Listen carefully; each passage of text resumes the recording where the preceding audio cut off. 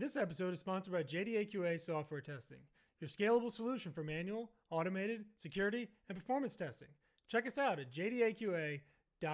And with that, let's get on with the show.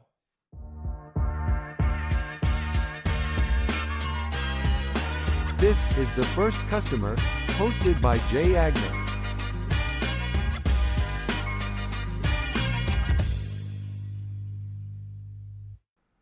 Hi, everyone. Welcome to the First Customer Podcast. My name is Jay Agner. Today, I'm lucky enough to be joined by Nicole Lipkin, CEO and founder of HeyKiddo, which gives parents and teachers everything they need to build lifelong social, emotional, and leadership skills at home or in the classroom. I think I got it all. Nicole, hello. Good morning. Hi, how are you? Thanks for having I'm me. good. How are you? I'm good. You staying Hanging cool in. in this heat? Actually, it was beautiful yesterday. What a nice day it was It was yesterday. beautiful yesterday, but Oh, no, God. I'm not. I'm sporting Jersey 1980s hair for the past month. You look and great. it's- You look great. Well, thank you. That's because I washed it today. Well, thank you for doing that for the Yes, show. I you're appreciate welcome. it. I know you did just for us. All right. So where did you grow up? We talked about it a little bit. It's not here. Where did you grow up, and did that have any impact on you being an entrepreneur? I grew up in New York. That did not impact me being an entrepreneur, but my parents impacted. Okay. Tell me a little bit Yeah. more about that. So they were school teachers in the South Bronx, and they raised us in Westchester, New York, which you can't do on the school teachers in the South Bronx salaries. So we, on the weekends, they also sold jewelry because my grandfather was a jeweler. So every weekend we would work at antique shows or flea markets.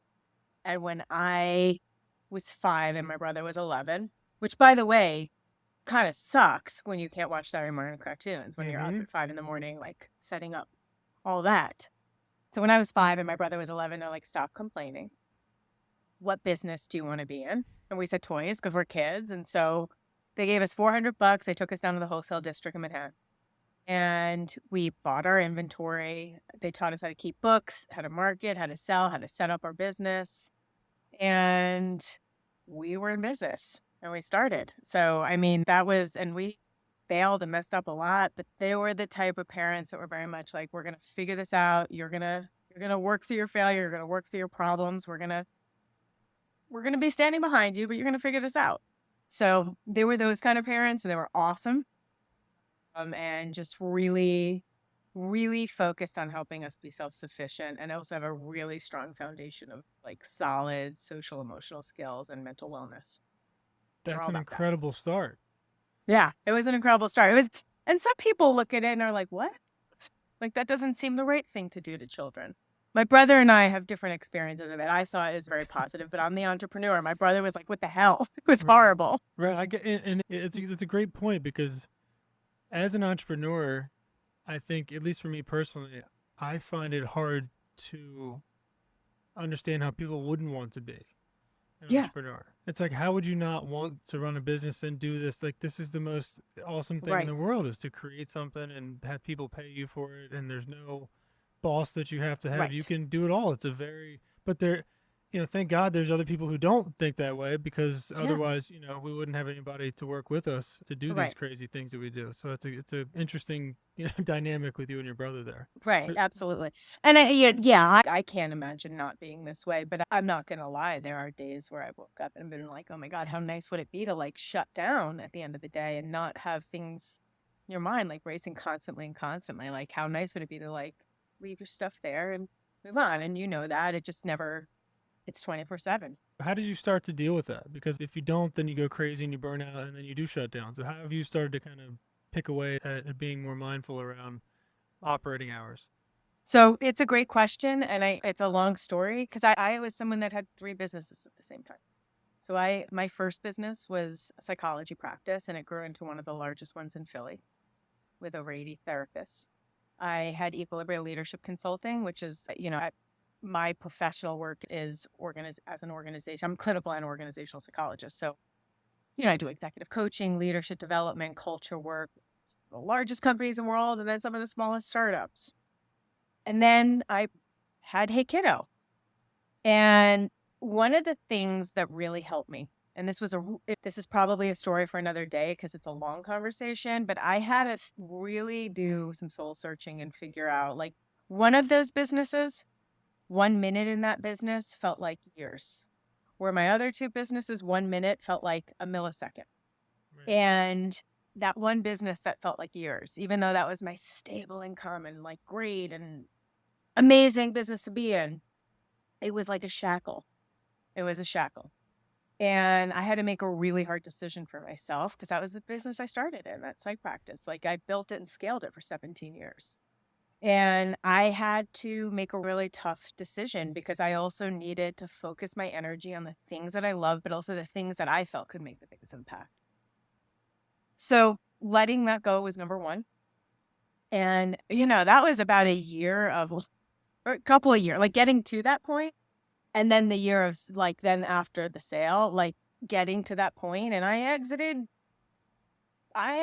prematurely in that business. It was mental health. I exited prematurely, but I made a very conscious decision to do it, to focus on the kiddo. It was really tough. And I doubted myself every second of the way. And I would wake up at 3 a.m. in cold sweats. Like, what did I just do to my family? What did I just do to our financial future? All of that. But I got to tell you, working through that was a really important part of this process, like getting here. I work harder now, but I'm happier. I'm able to set really good boundaries. I have a 4-year-old. I also had a baby during this as an older mom. I'm able to set boundaries, and I wasn't able when he was first born. This was part of the whole thing. Right. And I'm more productive than I've ever been. It was like kind of getting rid of that I won't call it dead weight. It was a wonderful business and I love all the people and all that, but getting rid of the thing that really sucked up a lot of emotional energy for me to make way for the stuff that is actually exhilarating. And that was just a really hard, long journey to get there, and some real deep self-awareness work about what that was. And I have to say, like, as entrepreneurs, your relationship with money is a really big part of it. And I had a very odd relationship with money. My parents passed away when we were younger. So I was always on my, starting from 19 years old, was on my own and all that, me and my brother. And it was just very like, so that relationship with money was like I need, I have to save, I have to save, I have to save, I have to be careful, I have to be careful. And it was kind of having a mental shift of, hey, this doesn't have to be the way. Like, I'm going to be okay. Like, I know how to earn money. And even if I'm sweeping floors or being a barista, like, I know how to earn money. I know how to make it through. It was kind of like building that confidence and like, it's going to be okay. So that was a big shift. And I think that the years leading up to it, I did not manage the boundaries. I did not manage that kind of mental space as well. I was stressed a lot.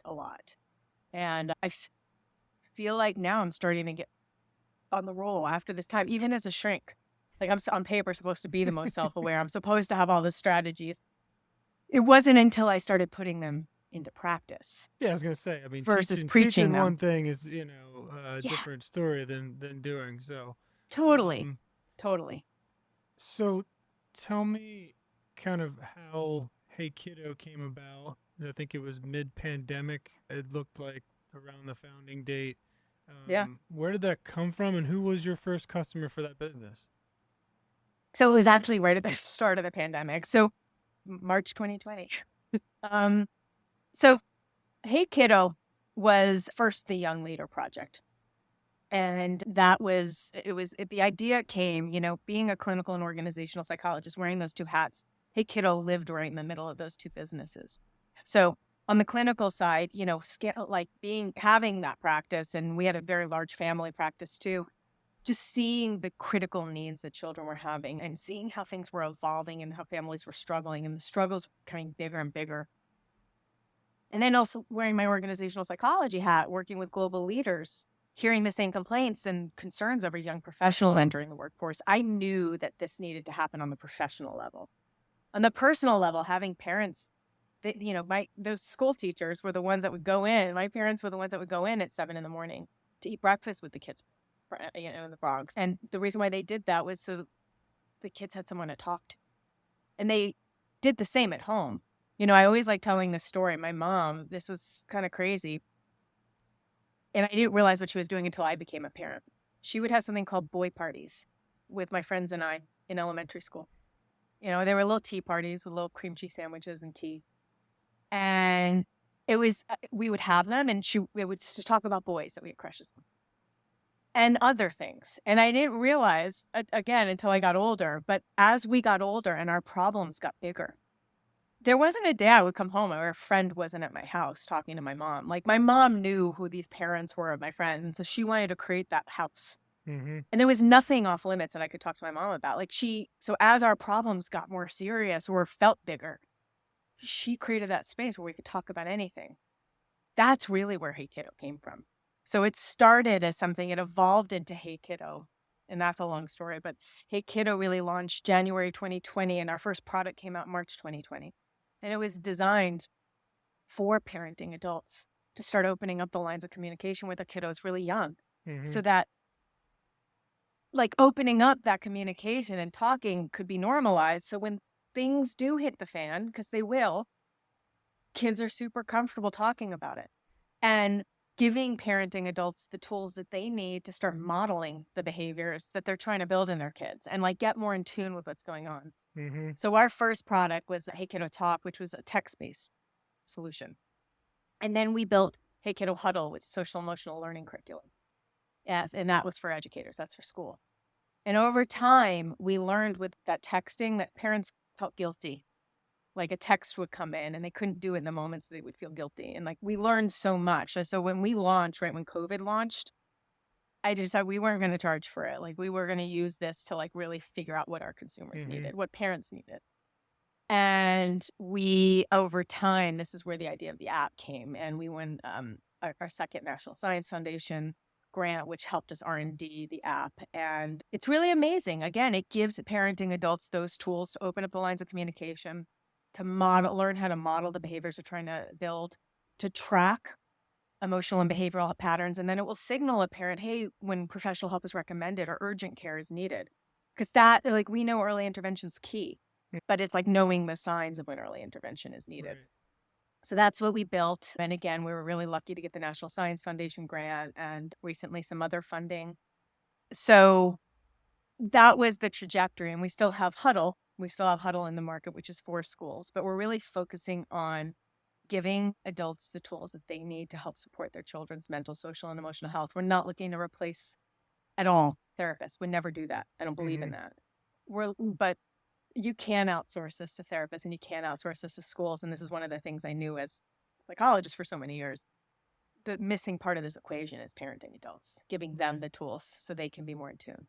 Yeah, there's a weird dynamic as a parent where you're trying to not step on the toes of a teacher or expectations of what a teacher should be doing. You're like, well, he's at school and he's getting in trouble for this. Like, that should be the school's problem. And then that problem comes home and you're like, well, I guess I have to deal with it at home. And then there's the therapy thing. I've been through a bunch of, I have 5 kids, so like all the therapy and I've done the whole line, behavioral stuff and ADHD and up and down. So like it definitely speaks to my experience as a parent. So it makes a lot of sense. So talk to me a little bit about, just from a tactical perspective, how you learn to target your customer. You did a lot of research during that phase and you probably got some great information.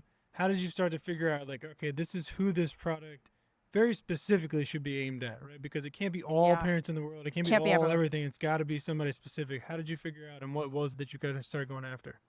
So a couple of things helped that. At first, I was like, this has to be for every single parent in the world, like that. And that was my ignorance as a founder. Again, my founding experiences were with service businesses, not with a tech company. Sure. So I was really like, I thought I knew what I was doing, and then I did it. And I'm like, oh, wow. No idea. So at first I was like, oh, this should be for everyone and we'll just figure out how to make it for everyone. But I've learned, no, it's not for everyone. So, our beachhead customer in this, because we're still really early, we're actually launching our version 1 of the app in September, are parenting adults that have children between the ages of 5 to 12. So we're getting in that elementary. Not that you can't be a little bit older. And they're going to be people like that first set of customers that probably are seeing something or worried a little bit, whether the child has a diagnosis or not. Maybe there's some friend drama. Maybe they're going through a divorce. Maybe there's a recent loss or whatever it might be. Those are people who are comfortable using technology, using apps for this kind of thing. How do you find those people, though? Like, how do you target those type of people? Great question. So at first, my thinking was, we'll go direct to consumer. And then I learned it's probably not the best way. And also, for us with HeyKiddo, this has to get into the hands of people that might not afford it or might not have access to it. It can't just be for people that can buy it. Like, that's our mission. So what we're doing is we're looking, and again, we're really early. We're doing more of a B2B to C. Mm-hmm. So we're looking at government agencies, and that's really that's where the impact is. Like, how do we get in the foster care system? How do we get where we're doing pilots, like in intellectual disability, or Department of Intellectual Disabilities? Like, how do we get to people that need help and support that might not have access to this? Mm-hmm. The second vertical we're looking at are institutions that service children and families. That includes schools, that includes non-for-profit agencies that service children and families. And then our third bucket are employee benefit companies. Mm-hmm. So we're really spreading out. And what we're doing, the way we're, again, because we're early, we're going to be doing pilots in each of these verticals and working with people that we can develop strong relationships with and really do the research and really ask the questions that we need to ask, how the funding comes in, and then figure out, okay, let's prioritize A, B, or C, or B, A, C, whatever. Or maybe all three are going to be easy at once. I don't know. Mm-hmm. But our goal is to do pilots because that also allows us to do research and make sure that it's effective for the different communities. So, for example, Department of Intellectual Disabilities, there's going to be certain adaptations we need. And this will help us figure out how to adapt as needed. So that's, and we have our pilots scheduled for September, which is exciting. Beautiful. Yeah. If you had to start HeyKiddo again tomorrow with all the lessons you've learned, and this isn't a what would you do different question necessarily, but if it is something different, that's fine. What would be step one for starting HeyKiddo over again if you had to? Great question. That is a great question. I have learned so much, and I would do things completely differently. So one of the things that was a real game changer for us, with the National Science Foundation grant, we also got accepted into the I-Corps program. Have you ever heard of that? No. It's amazing. It's like a 7-week customer discovery program. Okay. Forces you to interview over 100 people or organizations, whichever way you're going. Really focuses, helps you identify who your beachhead customer is, helps you identify what your business model is and how to get to that. You have a mentor. It's an amazing, intensive, nerve-wracking program, but worth every second. If I had known that about that, that is where I would have started. And you don't talk about your product. You just dive into what customers need and where their pain points are. Which is That's the main where I point would of have business, started. right? That's the whole thing behind if you're It's not the serving main those part of pain points, then business. what are you doing? Right. But again, my experience was with service and service industries that I was very familiar with. So coming into a tech product, I didn't even think to do that. So there was time spent figuring it out and pivoting to land here, where I think we could have avoided several of the pivots that we needed if we had known what we know now. So, and the other thing is, I know a lot of consultants do that. I know that's outsourced a lot. I would never outsource that work. It was so valuable and hard, but it was so valuable to dedicate 7 weeks to talking to people.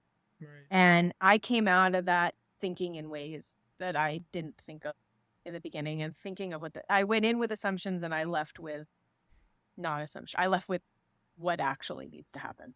So I wouldn't have done that. And like, I think example, like Huddle, for example, it's a great program. I didn't realize it was such a crowded space because I didn't do that work before. So, for Huddle, like I don't put the marketing behind. I'm not doing that. It's in existence because it's such a great program, and eventually the two will connect and it still sells. We're still in schools. We're still in homeschools. It's wonderful. And there's evolutions that will happen to it, but it's just, if I knew what I knew now, I would have done things differently. I love it. I love those answers. Understanding those pain points is, and it's, like you said, it's one of the most painful things, but it's also one of the, I'm not going to say easiest, but it is the easiest from a tactical perspective. Like, find people to talk to and find a way to talk to them, right? It's like, it's not this, doesn't have to be this long drawn out. And I've talked about this before. It's like market research has this horrifying, fear attached to it because it's just this, it's $1 billion industry. Like, and you can go buy all this data and you can do all this stuff, and then people get paralysis from analysis and just don't do anything, right? So it's like, you'd rather just ignore it than try to figure it out. So I'm glad to hear that would be something you would do. All right, last question. Yeah. Non-business related. Yeah. If you knew you could do anything on earth and you knew you couldn't fail, what would it be? I have to be honest with you. I'm doing exactly what I want to do. All right. I've heard that one before. And I think Yeah. that's a fair answer. Yeah. I mean, There's no bucket list items. There's no climbing Mount Everest. There's no, thing you're just afraid that you would fail at. If the answer's no, the answer's no. here's the thing. I'm not afraid of failing. So I'm not like, I have screwed up a lot in my professional life. And I'm not afraid of it. Like some of the best lessons I've had is from screwing up as a leader. And that's also the gift that company, like that was my training ground Mm-hmm. of like what to do well and what not to do. Right. And I guess I'm not afraid. Like, I think one of the things that I've learned about myself, and I'm not saying I'm a psychopath. I'm not saying my brain doesn't light up with fear when I'm about to like do something scary. Like it does. I'm afraid of haunted houses, all of that. All right, maybe I'll take you to a haunted house. Right. For Halloween, that'll be your Right. big. But I'm not, I think what I'm saying is there's nothing that like I want to do that I wouldn't try doing. Right. You know what I'm saying? So there's nothing like, there's things on my bucket list, I'll do it. And maybe part of that is I'm a little bit older. I'm not an entrepreneur doing this at 25 years old anymore. I'm a little bit older. That's and a like, fair answer. Yeah, and I've been through a lot, and I heard know that I answer a can couple do it. times. I've heard it, and if as long as you have the rationale behind it, which you do, I'll accept that as an answer. Okay, good. That's I'm a good glad. answer for today. All right. If people want to find you, Nicole, if people want to find Hey Kiddo, how do they do that? So it's hey-kiddo.com, and all the socials, it's at HeyKiddo app. And then you can also find me on LinkedIn at Dr. Nicole Lipkin. Dr. Nicole Lipkin. Well, you are fantastic. You're a Thank breath of you. fresh So are air. you. I love your story, and I Thank love you. your goals and all the things you got going on. So I hope people look you up, and I may even have to do so myself, as like I said, a crazy dad and business 5 owner kids. and 5 kids and one on the way. A So lot. it's Whoa. yeah, it never ends. It just keeps. I just told my Wow. wife, let's just keep having them. So what else are we gonna do? Like enjoy our life or anything? But you have a good rest of your summer, and we'll Thank catch you, up too. again soon. All right. Thanks, Nicole. Thank See ya. you. Take care.